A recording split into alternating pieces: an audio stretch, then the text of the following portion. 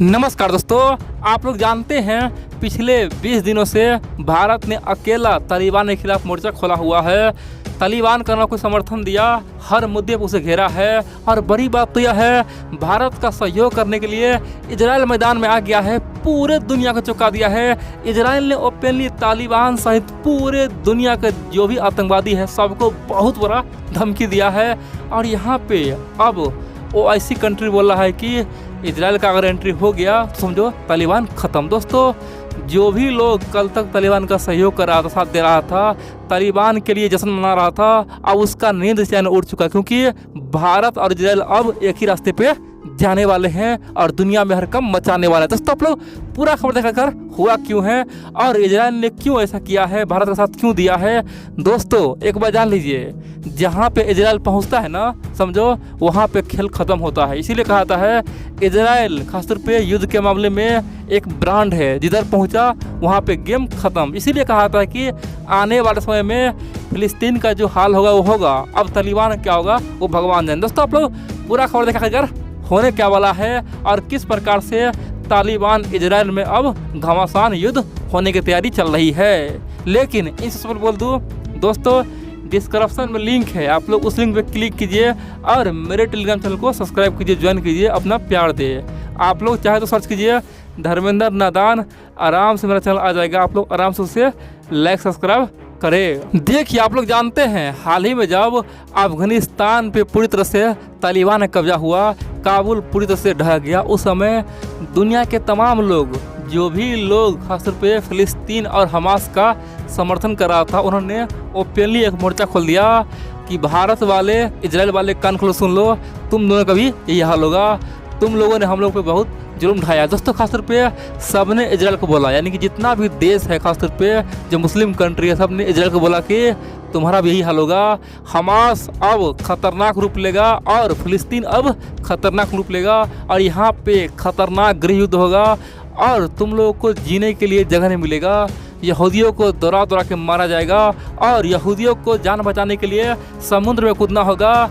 यहूदी लोग कान खोलो, सुन लो, तुम लोग को अगर भविष्य में जीना है तो अभी से तैरना सीख लो, क्योंकि तुम्हारा हाल भी यही होगा जिस प्रकार से आज काबुल में हो रहा है। काबुल एयरपोर्ट पे लोग भाग रहा है जान बचाने के लिए। यहाँ पे तो अमेरिका है, ब्रिटेन है, बहुत सारे देश है, लेकिन इजराइल में कोई नहीं रहेगा। इजराइल का एयरपोर्ट बंद रहेगा और लोग अपने जान के लिए तरसेंगे, भीख मांगेंगे। ऐसा बुरा हाल कौन करेगा?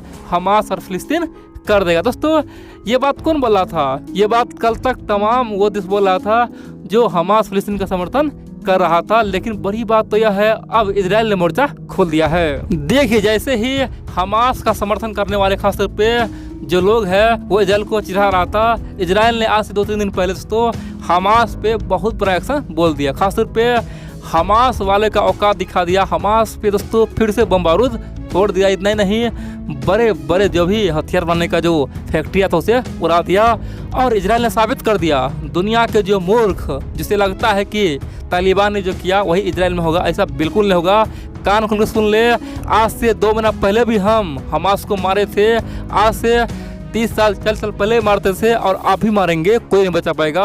और ये जो भ्रम है वो दूर कर। दोस्तों, इजराइल ने ऐसा साबित कर दिया 2 दिन पहले और बोल दिया कि मूर्खों का कमी नहीं है। दोस्तों, एक बार जान लीजिए, वर्तमान में कई सारे जो लोग हैं ना, वो चाहता है इजराइल और हमास में युद्ध हो और हमास जीत जाए, लेकिन उसे पता होना चाहिए इजराइल आज टेक्नोलॉजी के मामले में बहुत आगे है और हमास आज वही कहानी है, आज से 1000 साल पहले जाएंगे, शरिया कानून लाएंगे, देश में एक होगा। दोस्तों, ये सपना लेके चल रहा है हमास और जिस प्रकार से तालिबान चल रहा है। बड़ी बात तो यह है, तालिबान का जो अनपढ़ गवार लड़ाकू देखेंगे वीडियो में दोस्तों, उसे ना तो कोई झूला के बारे में पता है, ना ही उसे फाइटर प्लेन के बारे में पता है। दोस्तों, उसे देख के वो लोग अचंभित हो रहा है, ये क्या है। यानी कि जो खासतौर पे मूर्ख है, महामूर्ख है, उसे लगता है कि इजराइल को हरा देंगे।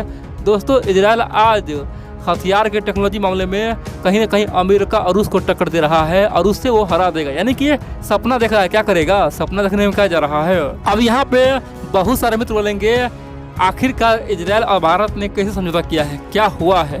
दोस्तों, आप जानते हैं दुनिया में 2 देश है ना जो आतंकवादी से बहुत ज़्यादा परेशान हुआ है और बहुत बार खासतौर पे सीधा तौर पे आतंकवादी से लड़ा है। दोस्तों हम लोगों ने 3 बार 4 बार युद्ध किया पाकिस्तान से। पाकिस्तानी आर्मी तो एक आतंकवादी है ना दोस्तों, हम लोग केवल आतंकवादी से लड़े हैं और हर बार आतंकवादी को मारे हैं। इजराइल भी दोस्तों कई बार तमाम मुस्लिम कंट्री से लड़ा है, यानी कि वो भी आतंकवादी से लड़ के परेशान है। इतना ही नहीं, इजराइल को भी ओआईसी धमकाता है हमेशा और भारत को भी धमकाता है।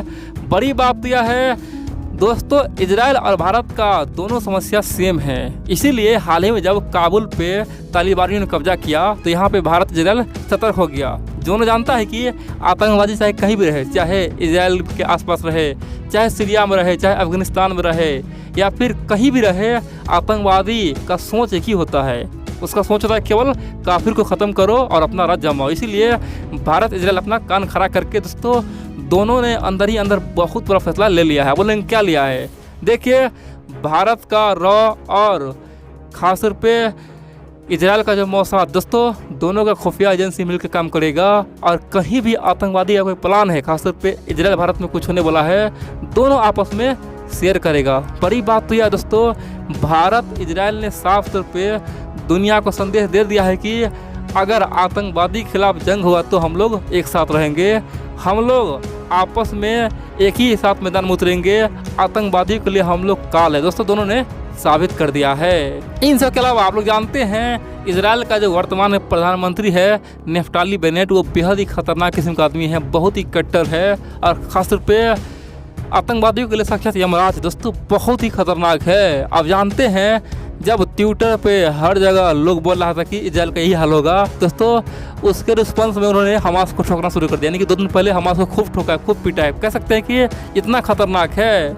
और बड़ी बात तो यह है, इधर हम लोग मोर्चा खोले हुए हैं। आप लोग जानते हैं चाहे अमेरिका हो, चाइना हो, रसिया हो, पाकिस्तान हो, सबने तालिबान के सामने में घुटना टेक दिया है, हिम्मत हार दिया है। लेकिन भारत एकमात्र देश है जो ओपनली आज भी तालिबान को चैलेंज कर रहा है, ना तो कोई मान्यता दिया है।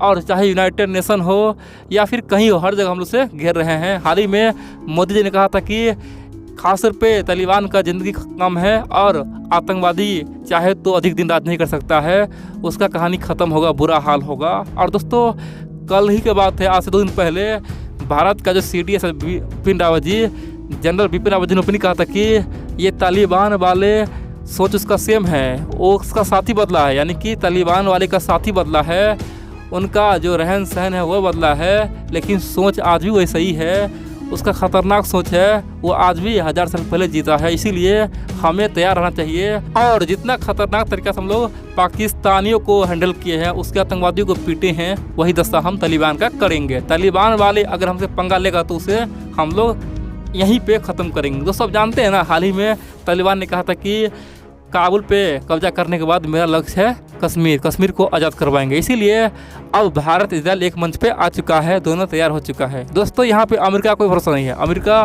पूरी तरह से दोगला नीति पे काम कर रहा है।